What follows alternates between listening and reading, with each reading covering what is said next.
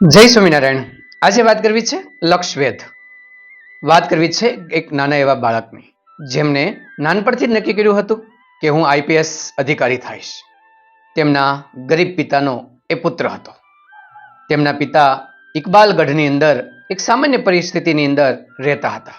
પરિસ્થિતિ એકદમ ગરીબ પરિસ્થિતિ, છતાં પણ તેમનો પરિવાર લોકોની સેવા ખૂબ કરતો. તેમના પિતા, તેમના પરિવારના સભ્યો કોઈ દિનહીન ગરીબ દરિદ્ર લોકોની હંમેશા સેવા કરતા. ભલે ધન ન હતું, પરંતુ તેમનું દિલ ખૂબ મોટું હતું. એવા પરિવારની અંદર આ જન્મેલો બાળક નાનપણથી જ એની અંદર લોકોની સેવા કરવાનું એ સેવા કરવાનો ગુણ હંમેશા એમાં જોવા મળતો. આ પરિવારનું ફરજંદ એટલે એ નાનો એવો હસમુખ. એમને નક્કી કર્યું કે હું આઈપીએસ થઈશ, અને એ સપનું હંમેશા તેમના મગજની અંદર ફિટ રાખ્યું. સામાન્ય પરિસ્થિતિની અંદર આગળ આવવાનું હતું. સીધું તો ભણી શકાય તેવી પરિસ્થિતિ ન હતી. પ્રાથમિક શિક્ષણ પૂરું કર્યું, માધ્યમિક શિક્ષણ પૂરું કર્યું, સાથે સાથે ઘરની જવાબદારીઓ પણ ઉપાડતા ગયા, પરિવારને મદદ કરતા ગયા, લોકોની સેવા કરતા ગયા અને આગળ વધવા ગયા.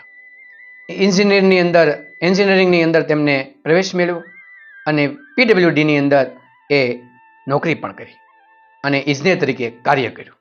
આગળ વધ્યા, મહેનત કરી, ફરી વખત સપનાને ઢંઢોળ્યું કે આઈપીએસ તો થવાનું જ છે.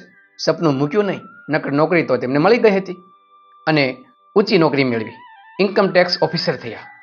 ઇન્કમટેક્સ ઓફિસર થઈને કામ કર્યું, પરંતુ હજુ પણ પેલું સપનું તેના મગજની અંદર હતું કે મારે તો આઈપીએસ થવું છે, આઈપીએસની પરીક્ષા પાસ કરવી છે.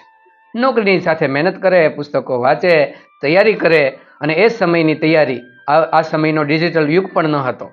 પુસ્તકો લઈ આવે, વાંચે, મહેનત કરે અને પરીક્ષા આપે. સૌથી પહેલી પરીક્ષા તેમને આપી, પરંતુ નપાસ થયા. હિંમત ન હાર્યા, બીજી વખત પરીક્ષા આપી, તેમાં પણ એમને સફળતા ન મળી. ત્રીજી વખત આઈપીએસની પરીક્ષા આપી, પરંતુ સફળતા ન મળી.